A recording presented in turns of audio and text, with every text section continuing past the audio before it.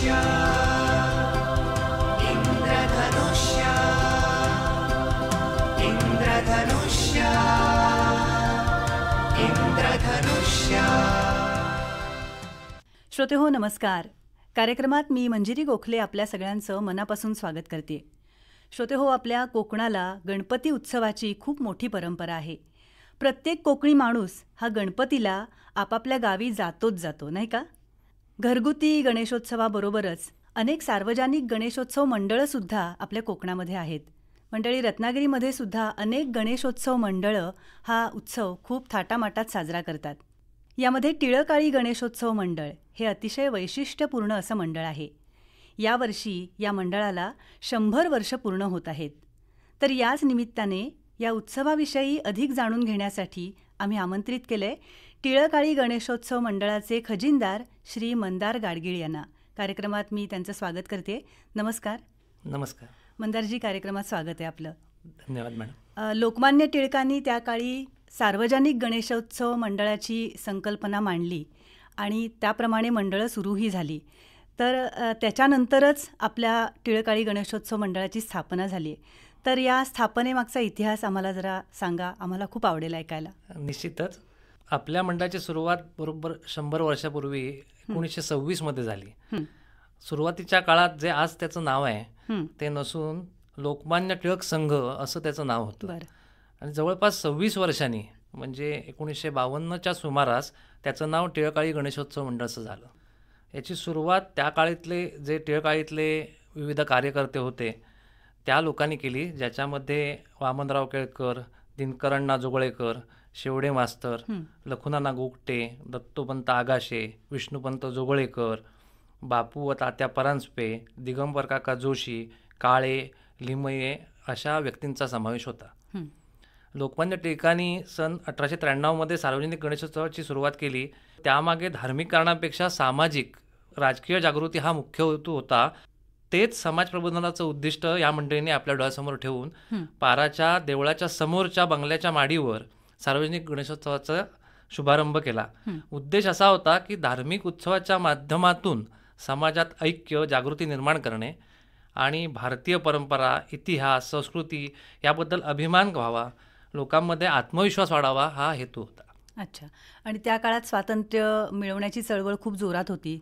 तर त्या उद्देशाने सुद्धा मला वाटतंय या मंडळाची स्थापना झाली असावी. हो, निश्चितच. कारण तो तर महत्त्वाचा उद्देश होताच. कारण पारतंत्र्यात असल्यामुळे स्वातंत्र्याविषयी उर्मी प्रत्येकाच्या मनामध्ये होती आणि लोक एकत्रित आली की त्याच्यामध्ये एक जागृती निर्माण होईल आणि त्या जागृतीमधून आपल्याला स्वातंत्र्य मिळण्याच्या दृष्टीने पुढे जाता येईल, हा उद्देश तर निश्चितच होता. मग त्या दृष्टीने पहिल्यांदा कसे कार्यक्रम घेतले जायचे? महत्त्वाचं म्हणजे त्याच्यामध्ये सांगायचं झालं की 26 साली आपली स्थापना झाली आणि 28 स्वातंत्र्यवीर सावरकरांचं पहिलं व्याख्यान टिळकाळीमध्ये घेतलं झालं. आणि त्यानंतर पुढे रत्नागिरीमध्ये जोपर्यंत सावरकर होते तोपर्यंत त्यांचं दर गणेशोत्सवामध्ये त्यांचं व्याख्यान सर्वप्रथम होत असे. हे खूपच मोठं वैशिष्ट्य आहे या गणेशोत्सव मंडळाचं, नाही का? हो, निश्चितच. आता तुम्ही सांगितलं त्या काळी कसं व्हायचं, तर काय स्वरूप होतं तुमच्या उत्सवाचं? त्या काळी कसं स्वरूप होतं आणि आता काय स्वरूप आहे? तर त्या काळामध्ये सुरुवातीला मेळे घेतले जायचे. त्याच्यामध्ये विशेष करून जनजागृती हाच त्याच्यामध्ये विषय असायचा आणि इतर खेळ असंच त्याच्यामध्ये प्राथमिक स्वरूप होतं. आता पूर्वी सांगायचं झालं म्हणजे व्याख्यानमालेमध्ये त्या काळात रामभाऊ राजवाडे, प्राचार्य जावडेकर, डॉक्टर किबे, कवी माधव जुलियन, पुरुषोत्तम लाड, D.R. प्रधान, न्यायमूर्ती रानडे, आमदार आठले गुरुजी, प्राचार्य वर्दे अशा लोकांची व्याख्यानमाला आयोजित केली जायची. त्याचबरोबर प्राचार्य शिवाजीराव भोसले यांचीसुद्धा व्याख्यानमाला घेतली जात होती. पूर्वीच्या काळामध्ये सांगितलं त्या पद्धतीने वेगळ्या प्रकारचे व्याख्यानमाला असायच्या. आणि त्यावेळी गणेशोत्सवाच्या मध्ये स्वातंत्र्यप्राप्तीच्या काळापर्यंत राष्ट्रीय वृत्ती जोपासण्याच्या दृष्टीने विविध कार्यक्रम होते, ज्याच्यामध्ये प्रभात फेरी असायची, स्वदेशी कापड विक्री, चहा सोडण्याच्या शपथा, सहभोजन असे समाजसुधारक कार्यक्रम घेतले जायचे. आणि याच वेळी राष्ट्रीय वृत्तीला पोषक अशा स्पर्धा म्हणजे धनुष्यबाण आणि पोहण्याची स्पर्धा अशाही घेतल्या जायच्या. म्हणजे हे वैशिष्ट्यपूर्ण आहे, अशा स्पर्धा कधी बघायला नाही. विशेष म्हणजे आज जिथे गोगटे जोगळेकर कॉलेज आहे त्या काळी तिथे युरोपियन क्लब होता आणि तिथे पोहण्याचा तलाव होता, तर तिथे पोहण्याच्या स्पर्धा घेतल्या जायच्या आणि पुरुषांबरोबरच त्या काळात स्त्रियांनी पण तिथे भाग घेतलेले आहेत. तर हे वैशिष्ट्य त्या अच्छा. काळातनं म्हटलं पाहिजे. खरंच वैशिष्ट्यपूर्ण आहे, कारण त्या काळात स्त्रियांनी पोहण्यासारख्या स्पर्धेत भाग घेणं हे खूपच वैशिष्ट्यपूर्ण होतं. म्हणजे या सगळ्याला तुम्ही एक प्रेरणा दिली या सगळ्या निश्चितच. समाज जागृतीला. निश्चित. त्यामुळे सामाजिक प्रबोधन आणि त्याच्यातून समाजामध्ये सुधारणा अशा दृष्टीने कार्यक्रम व्हायचे. त्याच्यामध्ये अशी गोष्ट होती की भजनाची एक मोठी परंपरा आमच्या ह्या उत्सवाला लाभलेली आहे. 106 वर्षाची ही मोठी परंपरा आहे. बरं. दर शनिवारी न चुकता इथे भजन सादर केलं जातं आणि कार्यकर्त्यांकडून हे भजन गेली अनेक वर्ष असंच चालू आहे. महत्त्वाची गोष्ट म्हणजे जेव्हा त्याला 100 वर्ष त्या परंपरेला पूर्ण झाली त्यावेळी वर्षभर 12 महिन्याला 12 कार्यक्रम हे विविध मंडळांनी, म्हणजे त्याच्यामध्ये रत्नागिरी, सिंधुदुर्ग, पश्चिम महाराष्ट्र अशा राज्यभरातली भजन मंडळं येऊन त्यांनी आपली सेवा केली. आणि वर्षाच्या शेवटी एकत्रितपणे 4 भजन मंडळांनी एकत्रितपणे एक अतिशय सुंदर असा सांस्कृतिक कार्यक्रम भजनाचा इथे सादर केलेला. अरे वा, खूप छान. आत्ताच्या सांस्कृतिक कार्यक्रमांमध्ये काय काय असतं? आताच्या सांस्कृतिक कार्यक्रमांमध्ये बघायला गेलं तर महत्त्वाच्या 2 गोष्टी असतात. ते म्हणजे एक विविध प्रकारचे कार्यकर्ते आहेत त्यांची कला सादरीकरण, आणि सगळ्यात महत्त्वाचं म्हणजे लहान मुलांकरता विविध गुणदर्शन हा वैशिष्ट्यपूर्ण कार्यक्रम असतो. ज्याच्यामध्ये लहानात लहान मुलापासून 12-13 वर्षापर्यंतच्या वयोगटातली सर्व मुलं तिथे आपापले जे कलाविष्कार सादर करतात आणि त्यांचं विशेष कौतुक केलं जातं. म्हणजे तो 2 मिनटं जरी समोर उभा राहिला माईकच्या तरीसुद्धा त्याचं कौतुक केलं जातं, कारण त्याच्यामधून त्याचं स्टेज डेअरिंग वाढावं हा मूळ हेतू आहे आणि अशा पद्धतीने केलं जातं. ह्याच्यामध्ये आता तुम्ही जे म्हटलं मुलांचं स्टेज डेअरिंग वाढायला पाहिजे, ह्याच्यामध्ये असं काही रिस्ट्रिक्शन आहे का की तिथलीच मुलं पाहिजेत, किंवा कोणी सहभागी होऊ शकतं का ह्याच्यात? हो, कोणी लहान मूल सहभागी होऊ शकतं त्या कार्यक्रमामध्ये. आणि कार्यक्रम जनरली सादर करताना कुठल्या प्रकारचं रिस्ट्रिक्शन नाही. म्हणजे ज्याच्यामध्ये त्यांनी श्लोक म्हटला, एखादं गाणं म्हटलं, एखादं वाद्य वाजवलं किंवा नृत्य केलं तर ते सगळ्याला त्याच्यामध्ये असं कुठलंही बंधन नाही आहे. जो इच्छुक आहे तो येऊन तिथे आपली कला सादर करू शकतो. त्याच्यामध्ये असं कुठल्याही प्रकारचं बंधन नाही. 1978 साली ह्या मंडळाची रजिस्टर नोंद करण्यात आली आणि त्याच्यानंतर श्री मारुती गणपती पिंपळपार देवस्थान असं त्याचं नाव ठेवलं गेलं. मग पूर्वीच्या काळी तिथे फक्त पिंपळपारच होता. त्यानंतर सुमारे 150 वर्षापूर्वी मारुतीची स्थापना आधी तिथे झाली आणि त्यानंतर जोशी यांनी तिथे गणपतीची स्थापना केली. त्यामुळे प्रथम मारुती आणि मग गणपती म्हणून श्री मारुती गणपती पिंपळपार असं त्याचं नाव ठेवलं. आपल्या टिळकाळी गणेशोत्सवाचं आणखी एक वैशिष्ट्य म्हणजे तिथल्या मूर्ती एकतर, आणि त्या मूर्तीच्या बाजूची असलेली सजावट. तर त्याविषयी काय सांगाल? हो, निश्चितच की जी अनेक वैशिष्ट्ये आमची आहेत त्याच्यामधली ही महत्त्वाची आहे की म्हणजे गणपतीची लहान आणि सुबक मूर्ती, आणि तीही मातीची. म्हणजे सार्वजनिक गणपती आहे म्हणून मूर्तीचा आकार खूप मोठा नाही, तर तो सुबक आणि छोटा असाच ठेवण्यात आलेला आहे. आणि मखर आणि सजावट याची महत्त्वाची गोष्ट म्हणजे हे सर्व कार्यकर्त्यांकडूनच केलं जातं. सर्व कार्यकर्ते दिवस रात्र मेहनत करून एकत्रितपणे हा सगळा मखर आणि सजावटीचा भाग असतो तो उचलतात. आणि वैशिष्ट्य सांगायचं झालं तर इतक्या चांगल्या पद्धतीने ती सजावट केली जाते की गेली अनेक वर्ष मंगलमूर्ती प्रतिष्ठान, महाराष्ट्र शासन, जिल्हा परिषद यांच्या ज्या देखावे आणि सजावटीच्या स्पर्धा होतात त्या स्पर्धांमध्ये आम्हाला अनेक बक्षिसं मिळालेली आहेत. आणि पर्यावरणपूरक अशा पद्धतीने आम्ही त्याचा सजावट करतो. त्याच्यामध्ये कुठल्याही प्रकारचा थर्माकोल किंवा प्लास्टिक अशा गोष्टींचा वापर टाळला जातो आणि ज्या गोष्टी पर्यावरणाला योग्य आहेत अशाच गोष्टींचा वापर त्याच्यामध्ये केला जातो. अच्छा, खूपच चांगलं आहे हे. खरं तर सगळ्यांनी आदर्श घ्यावा असंच आहे. या मंडळाची जी श्रींची मूर्ती आणण्याची मिरवणूक असते किंवा विसर्जनाची मिरवणूक, ती सुद्धा खूप वैशिष्ट्यपूर्ण असते. तर त्याविषयी सांगा मला. मिरवणुकीचं आकर्षण आमच्या मंडळाच्या ह्या सगळ्या रत्नागिरीकरांना असतं. नक्कीच. कारण अतिशय शिस्तबद्ध आणि पारंपरिक पद्धतीने आमची मिरवणूक होते.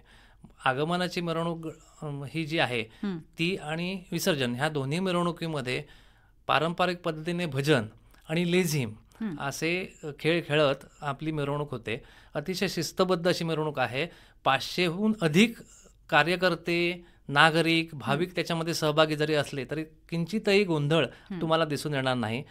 ताशाच्या आवाजावर उत्तम प्रकारचं लेझिम तिथे खेळलं जातं आणि महत्त्वाचं म्हणजे ह्याची कुठली आधी प्रॅक्टिस केली जात नाही, तर ते स्वयंपूर्तीने खेळलं जातं, उत्स्फूर्तपणे खेळलं जातं. आणि जिथे विविध ठिकाणी आम्हाला थांबावं लागतं इतर म्हणून त्यावेळी तिथे फॉर्मेशन केली जातात वेगळ्या पद्धतीची आणि छान पद्धतीचा खेळ हा सगळ्यांना बघायला मिळतो. आणि महत्त्वाचं म्हणजे रत्नागिरी पोलिसांकडून गेली अनेक वर्ष आम्हाला शिस्तबद्ध मिरवणुकीचं पारितोषिक मिळत आलेलं वा वा वा, खूप अभिनंदन त्याबद्दल. आहे. आणि ह्याचा सुद्धा मला वाटते सगळ्यांनी आदर्श घ्यावा असंच हे आहे.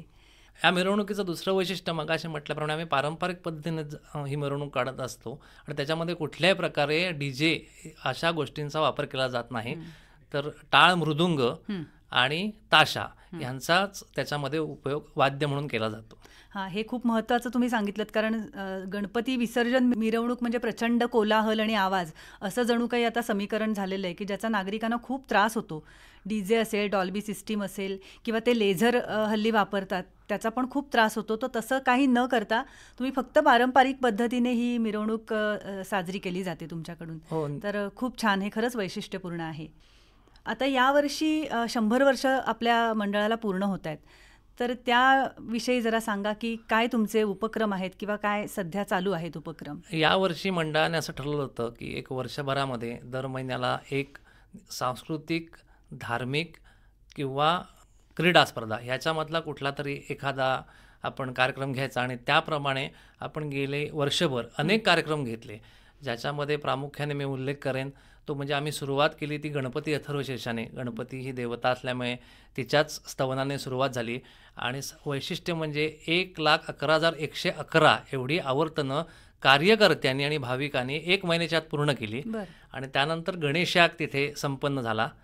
त्यानंतर धार्मिक गोष्टीमध्ये दुसरं महत्त्वाचं सांगायचं म्हणजे तिथे मोरवणे गुरुजी यांच्या नेतृत्वाखाली ऋग्वेदी संहिता स्वाहाकार पूर्ण झाला. 4 दिवस हा याग चालला आणि वैशिष्ट्य त्याच्यामधलं सांगायचं, ज्यांना पद्मश्री मिळाला आहे असे द्रविड गुरुजी विशेष करून शेवटच्या दिवशी उपस्थित राहिले आणि त्यांनी आम्हाला मार्गदर्शन केलं. हे झालं. ह्याच्याचबरोबर रुद्र स्वाहाकार पण आम्ही त्याच्यामध्ये पूर्ण केला. ही धार्मिक गोष्टी झाल्या. सांस्कृतिक बाबतीमध्ये लोकपरंपरा जपण्याच्या दृष्टीने चेंदवण येथील दशावतार मंडळ त्यांनी पण आपली कला इथे सादर केली. याचबरोबर एक संगीत नाटक आणि एक व्यावसायिक नाटक हे सुद्धा आम्ही सर्व लोकांकरता मोफत तिथे प्रदर्शित केलेलं होतं. याचबरोबर विविध प्रकारच्या क्रीडा स्पर्धा पण आम्ही घेतल्या, ज्याच्यामध्ये जिल्हास्तरीय कॅरम, त्याच्यानंतर बुद्धिबळ स्पर्धा आणि ब्रिज ही सुद्धा स्पर्धा तिथे घेतली गेली. बुद्धिबळ स्पर्धेमध्ये 102 पेक्षा जास्ती लोकांनी सहभाग घेतला आणि रत्नागिरी जिल्ह्यातून सर्व तालुक्यातून तिथे वाढता प्रतिसाद होता. याशिवाय आम्ही पाककला स्पर्धा आणि विशेष करून वैशिष्ट्यपूर्ण असा विषय दिलेली ऑपरेशन सिंदूर या थीमवर आधारित रांगोळी स्पर्धा पण आम्ही इथे आयोजित केली होती आणि त्यालाही खूप छान प्रतिसाद आम्हाला मिळालेला आहे. आणि ह्याचबरोबर समाजाला योग्य अशा दृष्टीने आम्ही आरोग्य तपासणी त्याच्यामध्ये शिबिर राबवलं होतं, ज्याच्यामध्ये विविध प्रकारच्या चाचण्या ह्या मोफत स्वरूपामध्ये घेतल्या गेल्या. विशेष करून त्याच्यामध्ये डोळ्यांची तपासणी, दाताची तपासणी, हाडांची घनता तपासणी, ब्लड शुगरची तपासणी, अशा विविध प्रकारच्या तपासण्या त्याच्यामध्ये मोफत प्रमाणात घेतल्या गेल्या. आणि ह्यातही लोक इतक्या संख्येने सामील झाली की आम्हाला तो कार्यक्रम थोडा एक्सटेंड करून 200हून अधिक माणसं त्याच्यामध्ये विविध प्रकारच्या तपासण्या करून गेली. बरं बरं. म्हणजे फक्त सांस्कृतिक नाही तर सामाजिक उपक्रम सुद्धा तुम्ही याच बरोबर राबवताय. हो हो. आणि रक्तदानाचा आमचा उपक्रम जो आहे तो गेली 25 वर्षाहून अधिक काळ चालू आहे. दरवर्षी आम्ही रक्तदान शिबिर भरवतो. याही वर्षी 2 वेळा रक्तदान शिबिर झालं आणि 102 रक्ताच्या बाटल्या आम्ही यामध्ये रक्तदान पूर्ण करून दाखवलेलं आहे. अच्छा, खूप मोठं योगदान आहे. या वर्षीच्या तुमच्या उत्सवाबद्दल काय सांगाल? यावर्षीचा उत्सव हा वैशिष्ट्यपूर्ण अशा दृष्टीने आहे की दरवर्षी गौरी विसर्जनाबरोबर आमच्या गणपतीचं विसर्जन होतं. परंतु यावर्षी 100 वर्ष असल्यामुळे आम्ही यंदाचा जो विसर्जन आहे गणपतीचं ते गौरीबरोबर न करता अनंत चतुर्दशीला करणार होतो. पण अजून एक वैशिष्ट्य सांगायला मला आवडेल की गणपतीचं विसर्जन शनिवारी होत नाही, कारण ह्या गणपतीच्या इथे भजनाची परंपरा असल्यामुळे शनिवारी भजन झाल्याशिवाय गणपतीचं विसर्जन आम्ही करत नाही. आणि जर कधी शनिवारी जर विसर्जनाचा दिवस आला तर त्या दिवशी गणपतीचं विसर्जन न करता उलट तिथे त्या दिवशी चक्री भजन रात्री सादर होतं आणि दुसऱ्या दिवशी म्हणजे रविवारी गणपतीचं विसर्जन होतं. त्यामुळे यंदाही अनंत चतुर्दशी शनिवारी आलेली आहे, तर त्यामुळे तिथे विसर्जन मिरवणूक त्या दिवशी न निघता त्या दिवशी रात्री चक्री भजन होईल आणि दुसऱ्या दिवशी म्हणजे रविवारी गणपतीचं विसर्जन होईल. वा, खूपच छान. ही खूप छान परंपरा आहे तुमची. आपल्या उत्सवाचं एक वैशिष्ट्य म्हणजे तिथला विविध गुणदर्शनाचा कार्यक्रम, की जिथे अनेक लोक सहभागी होतात आणि अतिशय उत्तमोत्तम कार्यक्रम सादर करतात. तर असे काही वैशिष्ट्यपूर्ण कार्यक्रम काही सादर झालेले आहेत का? निश्चितच मला सांगायला आवडेल की डॉक्टर काशीनाथ घाणेकर यांच्यासारख्या दिग्गज माणसाने सुद्धा इथे येऊन एक छोटा नाट्यप्रयोग आम्हाला इथे सादर करून दाखवलेला होता. याचबरोबर विविध गुणदर्शनाच्या माध्यमातून अनेक बालकलाकारांनी इथे कला सादर केली आणि पुढे जाऊन त्यांनी उत्तम यश याच्यामध्ये मिळवलेलं आहे. तर खऱ्या अर्थाने स्टेज डेअरिंग देण्याचं काम हे मंडळ करत आहे, याचा आम्हाला निश्चितच आनंद आहे. नक्कीच. आपलं जे मारुती गणपती पिंपळपार देवस्थान आहे, तर त्याच्यामार्फत गणेशोत्सव हा तर खूप मोठ्या प्रमाणावर साजरा होतोच, पण इतर काही असे उत्सव आहेत का की जे ह्याच्यामध्ये साजरे करता तुम्ही? हो, ह्याच्यामध्ये प्रामुख्याने हनुमान जयंती ही साजरी होते, ज्या दिवशी हनुमानाचा जन्म आणि त्याचं कीर्तन हे सादर केलं जातं. त्याचबरोबर चतुर्थीला अथर्व शीर्ष पठण न चुकता केलं जातं. याशिवाय त्रिपुरी पौर्णिमा आहे, त्याच्यामध्ये त्रिपुरी पौर्णिमा साजरी केली जाते. दिवाळीची सजावट ही पण तिथे केली जाते. आणि महत्त्वाचं म्हणजे अक्षय तृतीयेच्या दुसऱ्या दिवशी चतुर्थीला गणपतीचा वाढदिवस साजरा केला जातो. वाढदिवस म्हणजे वर्धापन दिन, कारण त्यावेळी गणपतीची स्थापना झाली आणि म्हणून त्याचा वर्धापन दिन सगळे एकत्र येऊन मोठ्या प्रमाणाने साजरा केला जातो. म्हणजे तिथे जी मूर्ती स्थापन झाली त्याचा वर्धापन दिन तुम्ही साजरा करता? निश्चित. गोकुळाष्टमीचा उत्सवही मोठ्या प्रमाणात आणि आनंदाने साजरा केला जातो. त्याचं वैशिष्ट्य सांगायचं म्हणजे की सर्व लहान थोर मंडळी तिथे एकत्र जमतात. हंडी सजवणे, पाना फुलांची त्याला आरास करणे, ती लावणे हे तर केलं जातच. याबरोबर विविध मैदानी खेळ इथे खेळले जातात, ज्याच्यामध्ये कबड्डी आहे, लांब उडी आहे, उंच उडी आहे, रस्सीखेच आहे, असे वेगवेगळ्या प्रकारचे मैदानी खेळ तिथे खेळले जातात. आणि हे मैदानी खेळ खेळून झाल्यानंतर मानवी मनोरा उभा करून आपण हंडी फोडतो आणि त्यानंतर तिथे प्रत्येक जमलेल्या माणसाला दही पोह्यांचा नैवेद्य असा प्रसाद म्हणून दिला जातो. यावर्षीच्या कार्यक्रमामध्ये दीपोत्सवही साजरा करण्यात आला. त्रिपुरी पौर्णिमेच्या दिवशी संपूर्ण आईला आपण दिव्यांची आरास ही सर्व महिला मंडळ आणि सर्व कार्यकर्ते यांनी अतिशय सुंदर केलेली होती. हाही एक महत्त्वाचा उपक्रम यावर्षी झाला. आपलं मंडळ खरंच खूप छान काम करतंय, म्हणजे सांस्कृतिकदृष्ट्या असेल किंवा सामाजिकदृष्ट्या सुद्धा. तर हे जे 100 वर्ष आता यावर्षी तुम्हाला पूर्ण होणार आहेत, तर त्यानिमित्ताने काही भावी उपक्रम आहेत का तुमच्या मनामध्ये की जे तुम्हाला करावेसे वाटत आहेत? हो, निश्चितच काही भावी उपक्रम आम्ही ठरवलेले आहेत, ज्याच्यामध्ये दिव्यांग विद्यार्थी, शाळा यांना आर्थिक सहाय्य करावं असं आमच्या मनामध्ये आहे. याचबरोबर आरोग्य शिबिर, रक्तदान शिबिर यांचीसुद्धा परंपरा चालू ठेवावी हेही डोक्यामध्ये आहे. विविध जिल्हास्तरीय स्पर्धा देशी खेळांच्या घेण्याचा आमचा मानस आहे. याचबरोबर शैक्षणिक मार्गदर्शन विद्यार्थ्यांकरता, विशेष करून आज इतक्या प्रकारचे करिअरच्या संधी आहेत, तर त्याच्यामधली योग्य निवड कशी करावी या संदर्भामध्ये वक्त्यांची व्याख्यानं घ्यावीत. याचबरोबर वृक्ष लागवड आणि संवर्धन या दृष्टीने सुद्धा उपक्रम करावेत असं मंडळाच्या मनामध्ये आहे. निश्चितच खूप चांगले उपक्रम आहेत आणि आमच्या खरंच तुम्हाला मनापासून शुभेच्छा आहेत. पण आता ह्याच्या मुलाखतीच्या शेवटाकडे येताना आपल्याला असं विचारावंसं वाटतं की आपलं गणेशोत्सव मंडळ हे खूप रत्नागिरी जिल्ह्यातलं म्हणूया आपण खूप महत्त्वाचं वैशिष्ट्यपूर्ण असं मंडळ आहे की ज्याला आता 100 वर्षांची परंपरा आहे. तर एकंदरीतच सार्वजनिक गणेशोत्सव मंडळं जी काही असतात, तर त्यांनी समाजासाठी कुठली भूमिका घ्यायला पाहिजे, काय काम करायला पाहिजे असं आपल्याला वाटतं? मुळामध्ये ह्या उत्सवाची सुरुवात ही सामाजिक ऐक्य आणि त्याच्यामध्ये जागृती व्हावी म्हणून झाली. तो मूळ हेतू तर आपण जपलाच पाहिजे. त्याचबरोबर गणपती ही बुद्धी आणि कलेची देवता आहे, त्यामुळे त्या दृष्टीने आपल्याला त्याकडे बघितलं गेलं पाहिजे. पारंपरिक पद्धती जपणे, प्राचीन परंपरा, संस्कृती याची समाजाला ओळख करून देणे हेही बघितलं गेलं पाहिजे. याशिवाय आजच्या युगामध्ये आपल्याला एकमेकांमधला संवाद तुटत चाललेला आहे, तर त्यासाठी समाजाचं एकत्रीकरण करून खऱ्या अर्थाने त्यांच्यामध्ये संवाद घडला गेला पाहिजे आणि त्या संवादातून अनेक गोष्टी साध्य होतील, जसं की मानसिक दबाव असतील, इतर काही अडीअडचणी असतील, तर त्या एकत्रित आल्यामुळे त्या गोष्टींपासून सुटका मिळणे ह्या गोष्टी आपल्याला घडता येऊ शकतील. मला वाटते आपल्या मंडळामध्ये जे कार्यकर्ते आहेत त्यांना ह्याचा अनुभव नक्की येत असेल की एक 10 दिवस त्यांचे नक्की या सगळ्या कार्यक्रमांमध्ये व्यस्त ते होत असतील आणि प्रत्येकजण आपल्या घरामधली जी काही विवंचना असते, ज्या काही समस्या असतात, प्रत्येकाला असतातच, तर त्या विसरून तिथे येऊन ते काम करतात. तर निश्चितच मला वाटतं ह्या अशा सार्वजनिक उपक्रमांचं मुळात उद्देशच तो असतो की एकत्र येऊन काम केल्यामुळे बाकीच्या सगळ्या चिंता आपण बाजूला ठेवतो आणि काहीतरी कॉन्क्रीट काहीतरी तिथे आपण घडवून आणतो, नाही का? निश्चित निश्चित. कारण आपल्याला काय वाटतं? हा अनुभव खूपच येतो. कारण गेले महिनाभर ही सगळे कार्यकर्ते एकत्र येऊन हा सगळा कार्यक्रम सुरळीत व्हावा याच्याकरता सजावट असेल, इतर व्यवस्था असतील, ह्याच्यामध्ये झटत आहेत. आणि त्याच्यामुळे त्यांनी आपल्या व्यथा विवंचना ह्या सर्व गोष्टी विसरून एका उमेदीने आणि उत्साहाने तिथे काम करत आहेत. तर त्याचा फायदा निश्चितच सर्वांना होतो. इथल्या सर्व व्यवस्था ह्या इथले कार्यकर्तेच करत असल्यामुळे आणि विविध गोष्टींची जबाबदारी कार्यकर्त्यांना दिली गेलेली असल्यामुळे कार्यकर्त्यांमध्ये असलेले जे व्यवस्थापनाचे गुण आहेत ते वाढीस लागतात. अच्छा. आणि एक जबाबदारीने काम करून एखादी गोष्ट यशस्वीपणे पार पडायची याचा धडा त्यांना इथे मिळतो. एकत्रितपणे काम करून हे खूप महत्वाचं, कारण एकत्रित आल्याशिवाय त्यांना हे करणं शक्यच नाहीये, नाही का? निश्चित निश्चित. तोच तर आपल्या उत्सवांचा मूळ गाभा आहे, बरोबर. एकत्रीकरण करणं आणि त्यातून एक नवीन काहीतरी गोष्ट घडवणं. आणि हे फार योग्य दिशेने आमचं काम चालू आहे असं आम्हाला वाटतं. नक्कीच नक्कीच.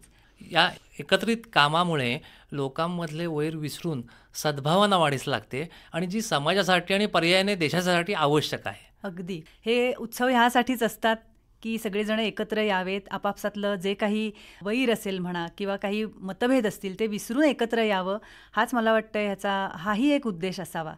तर खूप छान तुम्ही आम्हाला तुमच्या उत्सवाविषयी, तुमच्या मंडळाविषयी आम्हाला माहिती दिलीत. तर श्रोतेहो, आज टिळकाळी गणेशोत्सव मंडळाचे खजिनदार श्री मंदार गाडगीळ आपल्या इथे आले आणि त्यांनी आपल्याला अतिशय छान त्यांच्या मंडळाविषयी माहिती सांगितली. त्यांच्या मंडळाला जी 100 वर्ष पूर्ण होत आहेत तर त्याविषयी सगळं आपल्याला त्यांनी माहिती दिली. तर म्हणून पूर्ण आकाशवाणी परिवारातर्फे, सर्व श्रोत्यांतर्फे मी त्यांचे आभार मानते. धन्यवाद.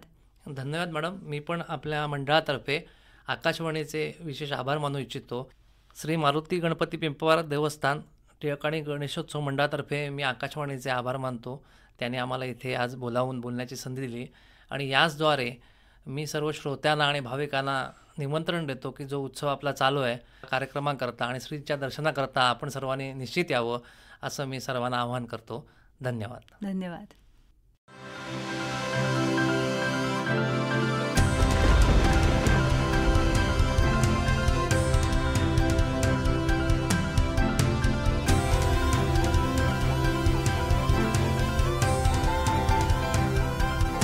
इंद्रधनुष्य